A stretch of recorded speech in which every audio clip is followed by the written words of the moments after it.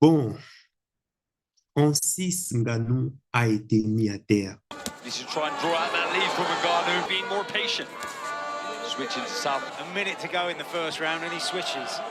Focus. Oh! AJ Two! Ngannou down the pipe. AJ jumps right on him. The price. Francis Ngannou a été terrassé. KO. À peine deuxième round.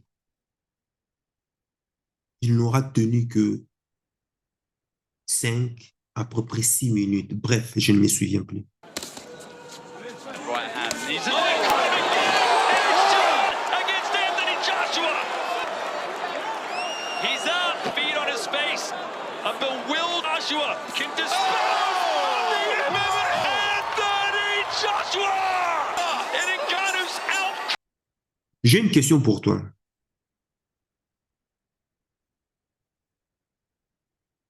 As-tu été terrassé? As-tu été choqué par la défaite? Je ne dirais pas défaite. Moi, j'appelle ça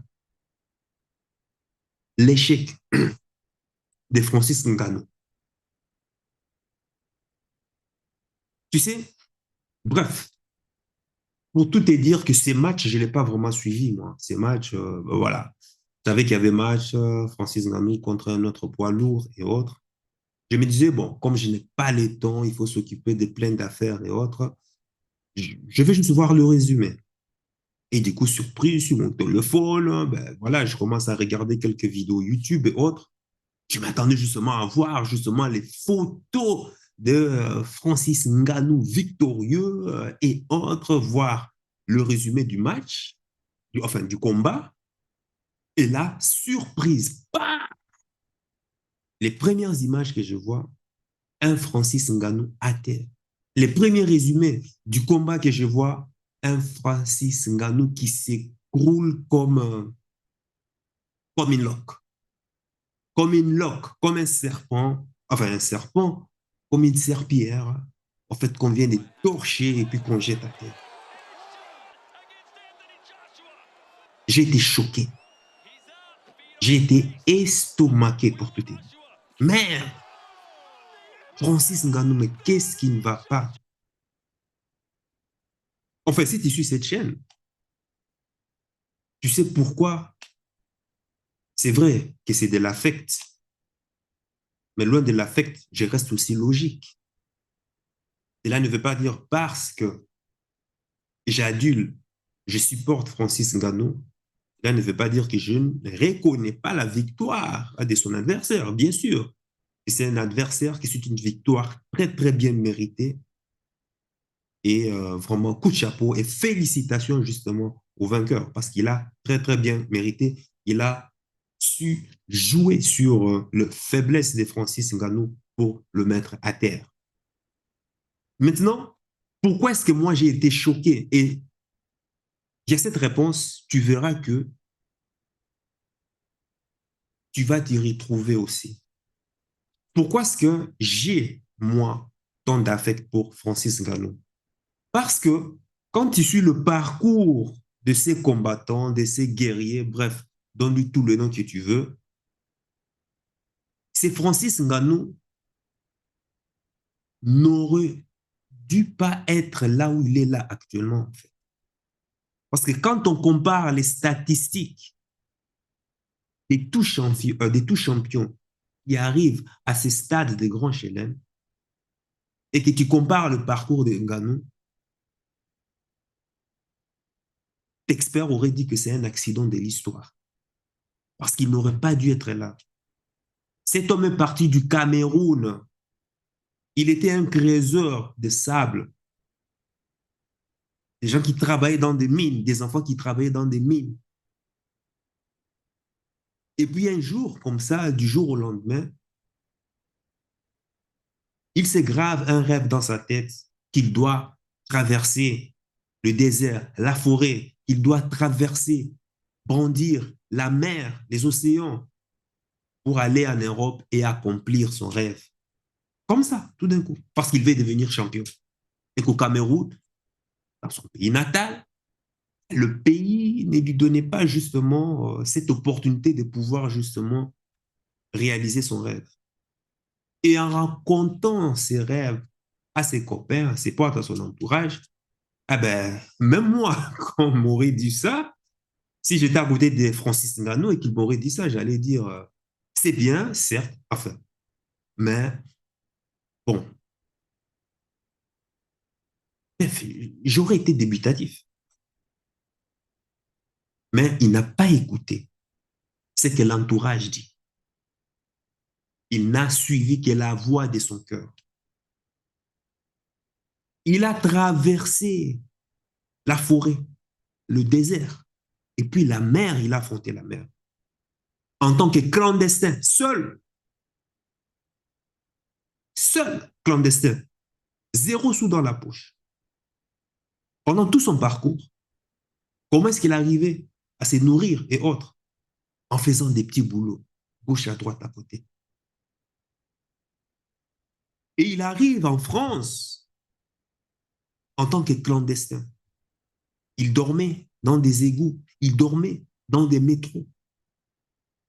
Il a brandi le froid français, le ciel gris français, jusqu'au jour où il est parti toquer dans une porte pour qu'on lui ouvre, pour qu'on lui donne une chance de pouvoir s'entraîner. Et puis, voilà, qui sait. Et c'est comme ça qu'il aurait fait son parcours. Donc, quand on voit le parcours d'Ngannou, c'est un miraculeux. C'est un miraculeux. Et au travers de son histoire, et je ne te cache pas, Francis Ngannou, moi, fait partie, parce que j'ai un tableau de rêve, et la photo de Francis Ngannou fait partie, justement, de mon, ça on appelle vision board, comment je vais dire ça en français? Tableau, vision, euh, tableau de visualisation, voilà, tableau de visualisation. Il fait partie. Que j'adule l'homme en tant que question, mais non, mais j'adule c'est que l'homme a accompli son histoire. L'histoire de ne suivre que ce que tu as gravé dans ta tête comme objectif, comme rêve. Quels que soient les aléas de la vie, qu'il pleuve ou qu'il neige. C'est ça qui représente Francis Ngannou pour moi. Ta famille te dira de ne pas y aller, de ne pas le faire. Ta femme même te dira, ne le fais pas. Tu ne réussiras pas, je suis contre ça, ne le fais pas. Est-ce que tu tiendras bon? Il neigira dehors, mais parce que tu as un rêve, mais parce que tu as un désir ardent pour sa réalisation, tu sortiras nu et tu marcheras dehors. Le feu va brûler, le feu va embraser toute ta maison, mais parce que ton enfant y est dedans,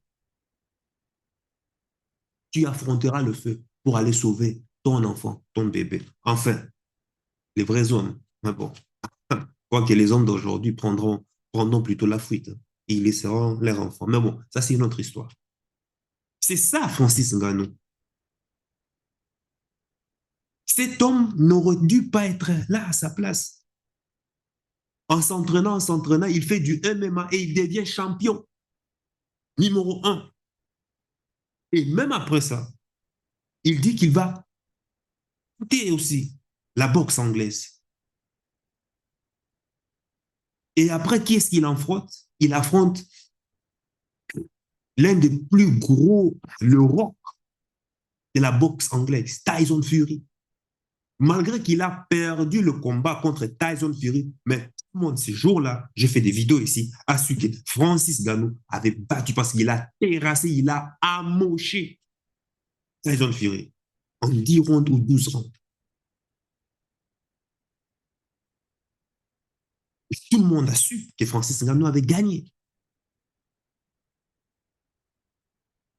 Et aujourd'hui, il a encore continué. Il a encore affronté un autre poids lourd, Anthony Joshua. Et à peine quelques minutes, il tombe. Et là, Catastrophe. Le monde s'écroule. Les mêmes personnes qui l'ont adulé, les mêmes personnes qui, lorsqu'il était en train de remporter victoire sur victoire, étaient en train d'ovationner son nom, étaient en train de le porter au sommet des sommets, de lui envoyer des louanges et tout et consort. Mais parce qu'il a perdu, ce sont les mêmes personnes qui s'aiment à les critiquer. Quoique, je ne suis pas contre la critique. Au contraire, sur cette chaîne, on encourage même l'esprit critique. Mais ces genres de critiques sans fondement, ces genres de critiques sans logique, sans construction. Et voilà comment est le monde. Pour tout te dire que, à travers l'échec de Francis Ngannou, on voit que les gens n'étaient juste que pas ton résultat. Au plus tu accumules des trophées, au plus les gens seront derrière toi. Mais au plus tu perds, les gens te lâcheront complètement. Et tu seras à terre. J'ai été ému, j'ai été choqué, mais ça m'a aussi donné une leçon.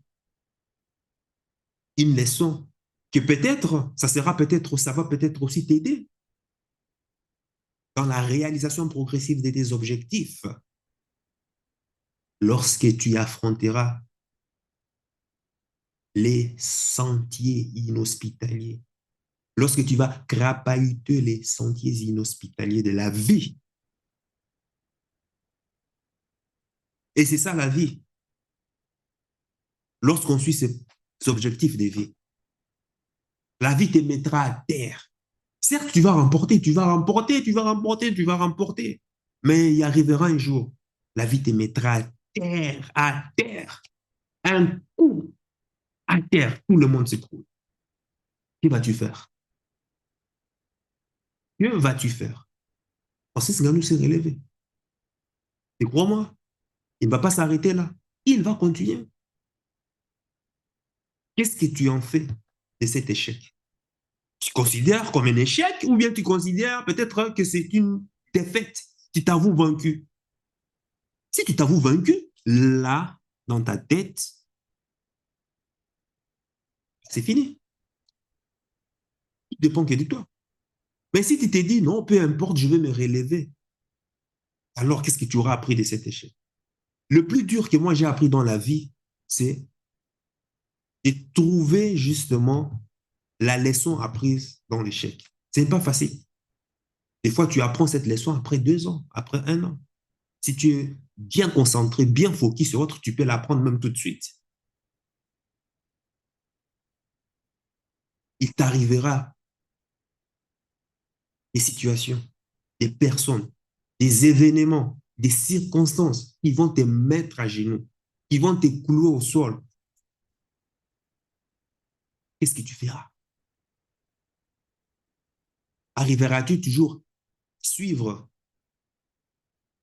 la vérité dans la décision que tu as prise? C'est quoi le succès? C'est seulement prendre la décision, c'est tout, hein? Prendre la décision que je ferai ceci, point barre, c'est tout. Quoi qu'il en coûte. J'avais fait un live ici, que je partageais, où j'étais filmé en live. Désolé, merde. Je me suis rendu compte que à peine quelques minutes, il n'y avait plus de son. Ah, les aléas du direct. En pleine expulsion, je t'ai dit, on vient m'expulser. Des huissiers, 2 policiers et puis une entreprise de déménagement et autres, ils sont en train de prendre mes affaires. J'ai été surpris comme ça. Je filmais.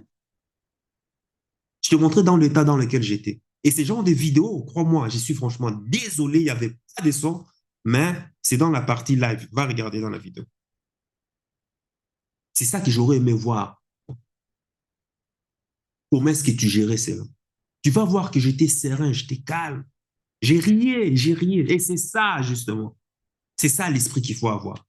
Rire lors des situations où tu es à terre, tu es KO. L'état d'esprit qu'il faut avoir, c'est ça. Certes, tu vas te poser des questions et tout et consort. Il arrivera des moments où, oh ben voilà, tu es choqué et autres là.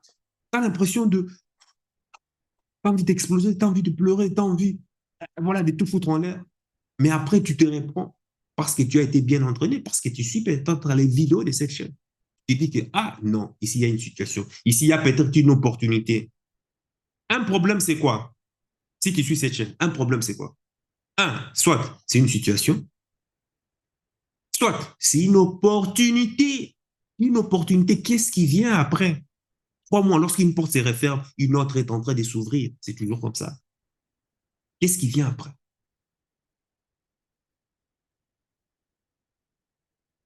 Soit c'est une leçon.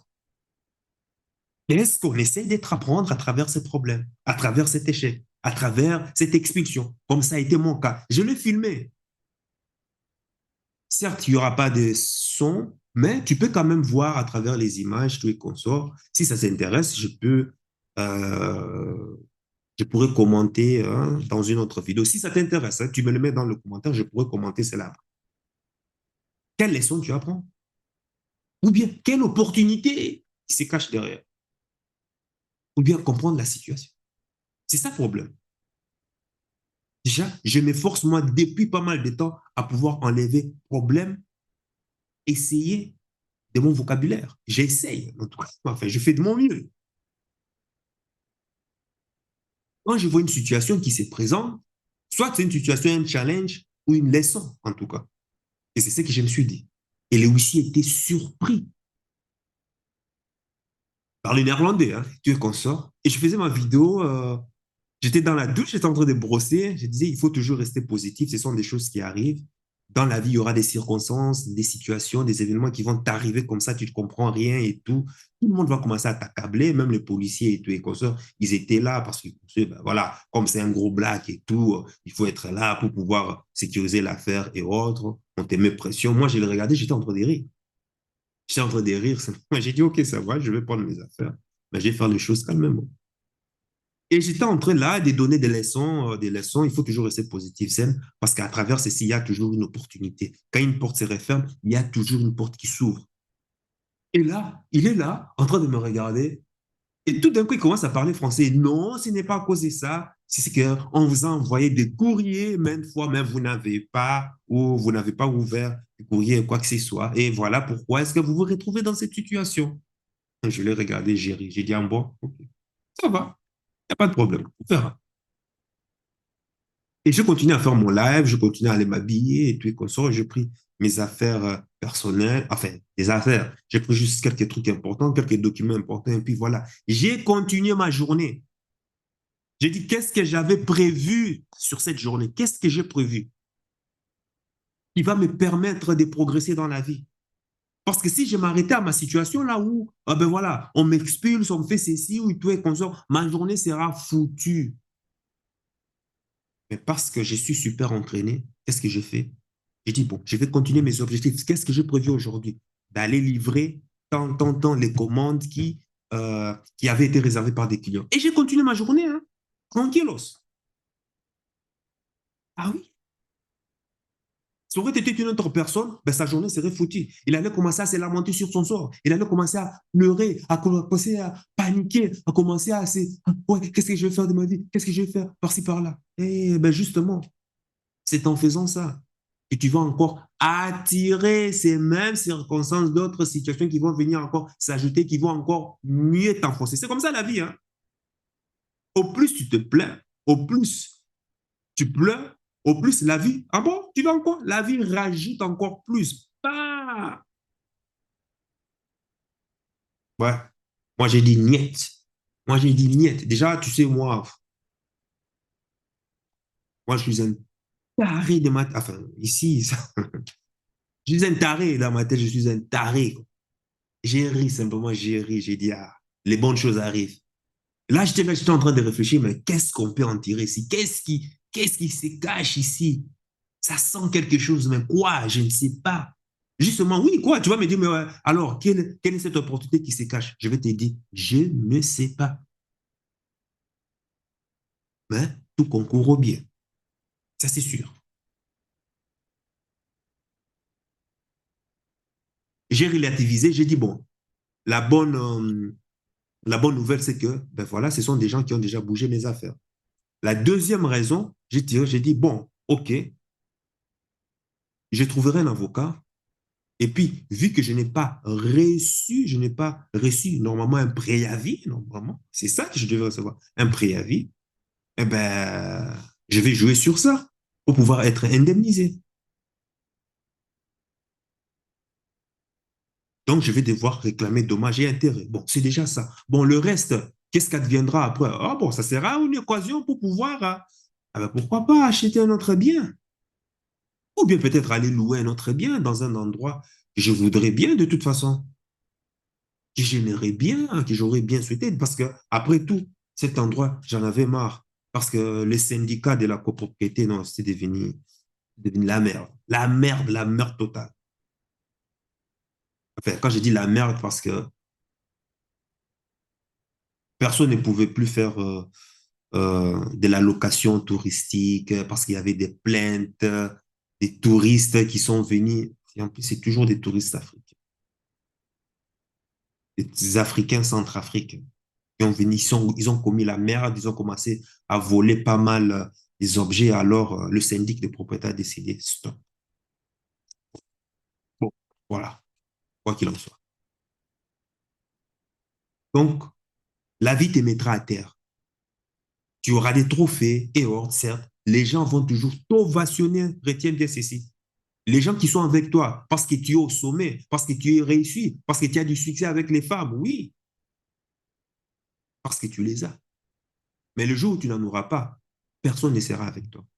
C'est le jour où tu n'en auras pas que tu sauras qui est vraiment pour toi et qui est vraiment contre toi. Et c'est avec ces personnes-là qui seront sur le yacht, que tu pourras inviter sur le yacht, que tu pourras dormir tranquillement avec. Oui, la vie te donnera des coups, oui, la vie te mettra KO. Mais qu'est-ce que toi, tu en feras avec? Tu acceptes, soit c'est la défaite, ou soit c'est un échec. Et dans l'échec, on apprend.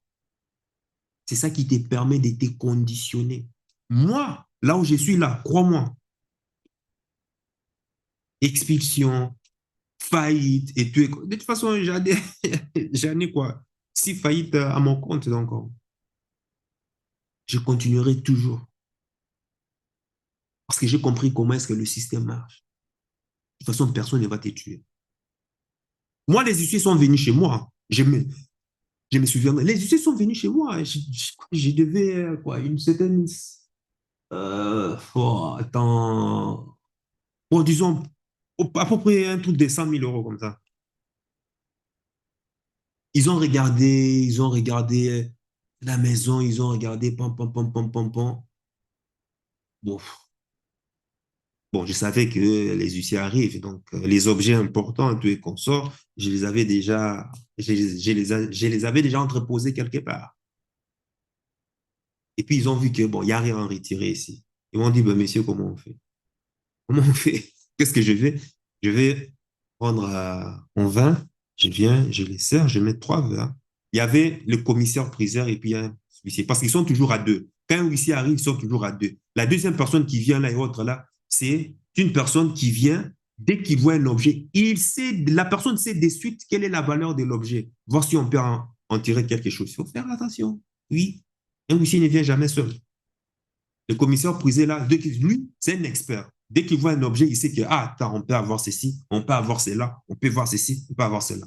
Et je vois parce qu'il venait toujours avec, genre, menace comme quoi, oh, peut-être c'est un gros black, on va l'effrayer. J'ai dit, hey, Joe, cette faillite en compte, enfin, si faillite dans mon compte, crois-moi, j'en ai tout vu, j'en ai tout vu. Aux menaces ou quoi que ce soit, j'ai dit, calmez-vous, je sors le vin. J'ai dit, après tout, c'est moi qui ai votre argent. Ouais, c'est moi qui ai votre argent. Vous voulez le récupérer? Il n'y a pas de problème. Je vais monter un autre business. Ah, mais tu es nul en business. Tu ne fais qu'échouer. Tu ne fais que faire faillite. Ce n'est pas fait pour toi. Va travailler et tu es consort. Et après, sur ton salaire, on va commencer à retirer sur ton salaire et puis, ben voilà, tu vas commencer à rembourser. J'ai dit non, non. C'est justement pour cela que je dois encore refaire. Ah, mais pourquoi? Hein? Ça fait 5 fois, à l'époque, hein, ça fait 5 fois que tu as échoué. Ben justement, les 5 échecs m'ont permis de comprendre ce qui n'a pas fonctionné. Donc, il suffit de ne plus répéter ce que je n'ai fait, ce que j'ai fait. Maintenant, je vais faire les choses autrement, en évitant de faire les 5 erreurs que j'ai commises. Et bien voilà. De toute façon, c'est moi qui ai votre argent. Donc, vous devrez m'écouter. Je n'ai pas l'intention de partir. Je vais refaire un autre business. Et pour pouvoir faire chier les huissiers parce qu'ils se prenaient, je ne sais pas quoi, bon, j'ai dit, bah, messieurs, il faut qu'on trouve une solution. Là, c'est les huissiers qui disent, monsieur, mais il faut trouver une solution, là, parce que vraiment, on a trouvé quelque chose. Ouais, ce n'est les miens un montant dérisoire, là, je ne sais pas, 50 euros par. Non, non, non, non, non, c'est impossible. Vu l'énormité du montant, au minimum 500 euros. J'ai dit, écoute, je t'ai dit que j'ai l'intention de payer. Actuellement, fini. Et je dois monter notre business. Et vous savez quoi? C'est vous qui allez même m'aider. Il me regarde comme ça. Il dit, OK, pour monter ce business, j'ai besoin voilà, j'ai besoin d'un fonds de départ de 5 000 euros. Est-ce que vous pouvez me le prêter? Dès qu'ils ont entendu ça, ils ont pris leurs affaires. Mais le gars, il a tracé, waouh! Son collègue aussi est sorti directement, il est parti parce qu'il a dit, ce type-là, il est fou. Franchement, je ne sais pas ce qui m'avait pris, mais franchement, j'en avais. Parce que j'ai commencé déjà à boire du vin. Parce que comme eux ne voulaient pas boire, ben voilà, je les ai servis, ils ne voulaient pas boire. Alors, qu'est-ce que... Et ils sont sortis. Wouah! Oh non, non, non, non, non. C'est après qu'on m'envoie une lettre et tout, et qu'on sort, ouais, ok, ça va, pour 50 euros. Je les ai appelés, je les ai dit, hey, même 50 euros là, c'est lorsque les choses vont bien. Et si les choses vont mal, je vais revoir votre montant. Je vais descendre à 20 euros. Et ça a été le cas. Donc voilà. Quand ça va bien, j'en peux 50. Et quand ça va mal, je les appelle, j'ai dit non. Moi, si je ne saurais pas. Ça aurait été une autre personne, crise cardiaque. Je te jure, crise cardiaque. Pourquoi? Moi, parce que les personnes font aussi des crises cardiaques. Pourquoi? À cause des matériels. Ah oui, on va prendre ma télé, on va prendre mon armoire, on va prendre ma garde-robe, on va prendre ceci, on va prendre mes meubles. Moi, je suis attaché à aucun matériel. Ils peuvent venir n'importe où. Même dans ce magasin, ils peuvent venir. Rien du tout, il n'y a pas de problème. Là où j'irai, là, je recommencerai ailleurs. Parce que je ne suis pas attaché au matériel. Je suis attaché qu'à mon rêve, à mes objectifs. Donc, avoir cet état d'esprit de, OK, la vie te met à terre. Certes, OK, tu tombes, mais tu retires la leçon, tu apprends une leçon et puis tu te relèves et tu reprends. Tu verras Francis Ganou, ça sera le cas. Il continuera encore à s'entraîner, à s'entraîner. Il révisionnera encore ces vidéos, voir au millimètre près qu'est-ce qu'il y a, qu'est-ce qui a fait sa faillite, où est-ce qu'il a, quelles sont les erreurs qu'il a commises. Et il va retravailler sur ça pour encore faire mieux prochainement. Et toi aussi, à ton niveau, c'est ce que je te conseille de faire. Revois toutes les erreurs que tu as dit. Parce que quand un échec t'arrive, quand la vie te met à terre, ce n'est pas quelque chose, ce n'est pas une action que tu as dû faire le même jour. Non, c'est des actions, c'est des habitudes. Il y a une semaine, un mois, 2 mois, 3 mois, 4 mois, 5 mois, 6 mois, et même plus. Essaie de revoir comment est-ce que tu en es arrivé là. C'est ça là où il faut cogiter. Et puis maintenant, tu mets des actions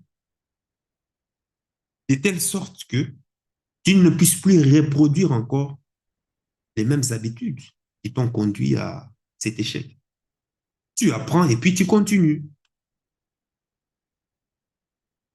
C'est simple. C'est 5 minutes pour apprendre ce que je vais te dire ici, ce que je suis en train de te dire, mais c'est toute une vie pour pouvoir l'appliquer. Ça veut dire que chaque jour, Tu feras des erreurs. En tout cas, tu feras des erreurs. Tu vas tomber, tu feras faillite, tu vas tomber. Même avec la meilleure formation du monde, même avec le meilleur coaching du monde, tu tomberas. Hein? Tu seras obligé de voir par rapport à ce que tu as appris. Soit tu appliques, tu relèves et tu continues, ou soit tu te morfonds et tu restes là à terre. Et crois-moi, les gens vont encore se foutre de toi. C'est la réalité. Ça, la réalité. Donc, c'est ça que je tenais à partager avec toi par rapport à la défaite de Francis Ngannou. La défaite de Francis Ngannou cachait justement ce secret, si je peux dire secret. Et que ce n'est pas une défaite, mais au contraire, il a gagné. Pourquoi il a gagné? Parce qu'il ne s'est pas avoué vaincu. Les pronostics des autres ne sont pas tes pronostics à toi de vie. En apparence, les gens voient que, oh, il a fait faillite, oh, il a échoué à l'école, par-ci, par-là, il est nul, il est foutu, il est fini. Hein? Ça, c'est ce que le système veut te foutre dans la tête, la sémence qu'ils veulent te mettre dans la tête. Mais la réalité est qu'il n'y a que toi. Il n'y a que toi qui décides si oui ou pas tu t'avoues vaincu ou bien si oui ou pas tu es tu es un vainqueur. Il n'y a que toi qui décides. Personne d'autre. Ne laisse personne d'autre, ne laisse aucun système, ne laisse aucune personne décider si tu as échoué, si tu as perdu ou pas. Non, non, non, non, non. Il n'y a que toi qui le décides. Même si sur le papier, même si les pronostics disent que tu es voué à rien, mais tant que toi, dans tes pensées, tu te dis que non, je peux. Oui, ça, je le sens, je veux le faire. Je le sens, je veux le faire. Ah, mais comment? Le comment n'a pas d'importance. À partir du moment où tu mets le comment, tu es en train de te bloquer. Pourquoi? Parce que tu vas commencer à penser à tous les moyens que tu as tout autour pour voir, mais est-ce que je suis capable d'y arriver ou pas? Non, le comment n'a pas d'importance. C'est que comment est-ce que je me sens lorsque je suis en train de penser à ce que je vais réaliser dans ma vie? Je me sens excité, comme lorsque j'attends un cadeau à l'approche de la date de mon anniversaire, ou je me sens triste. Et les doutes, c'est un pas vers la négation. Et un pas vers la négation, qui quoi? Qui t'éloigne justement de l'objectif que tu veux avoir. S'inquiéter, c'est négatif, parce que tu n'es pas sûr de ce que tu vas réaliser. Francis Ngannou a traversé le désert, il aurait dû mourir. Il aurait dû se dire que, ben écoute, sur 100% des gens qui traversent, ben voilà, les taux de succès est de 10%. Hein. Il a traversé les déserts, la mer, les bardélés. Il aurait dû mourir, mais il a fait.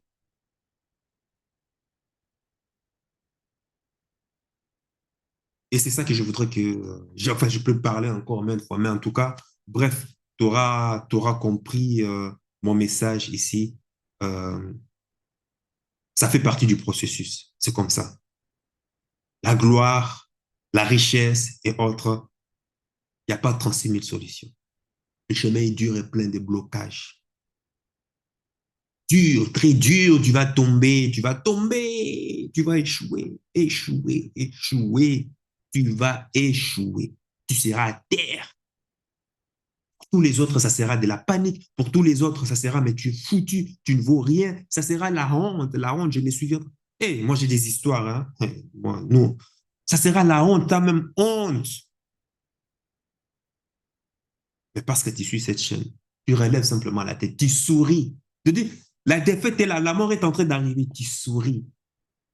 Parce que tu sais que tes compétences, tes talents, ta foi, ils ne peuvent pas te la voler. Ton rêve, personne ne peut voler tes rêves. Si, il y a des concepts, des voleurs des rêves. Il y en a. Mais c'est tout est là, dans ta tête. Moi, j'ai souri. J'ai souri aux policiers. J'ai souri aux huissiers. Je les ai souri. Ils ne s'attendaient pas parce qu'ils s'attendent toujours à ce que la personne soit meurtrie, donc comme ça. Alors là, on vient, on et à la fin, j'ai oublié, lorsqu'on m'expulsait, et puis il y a le policier qui fait, mais comment est-ce que tu vas faire maintenant? Comment est-ce que tu fais? Où est-ce que tu vas aller, tu es comme ça? Je le regarde, je ris. Il dit, je ne sais pas, mais je trouverai une solution. Ah, courage. Lui aussi, à la fin, il dit, tu t'en vas? Et comment est-ce que tu vas faire? Je ne sais pas.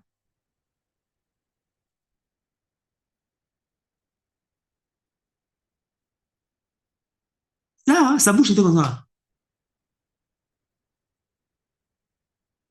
Donc, c'est dit, le gars s'est dit, mais il est resté dans sa tête, il a dit, mais c'est un cas spécial celui-là.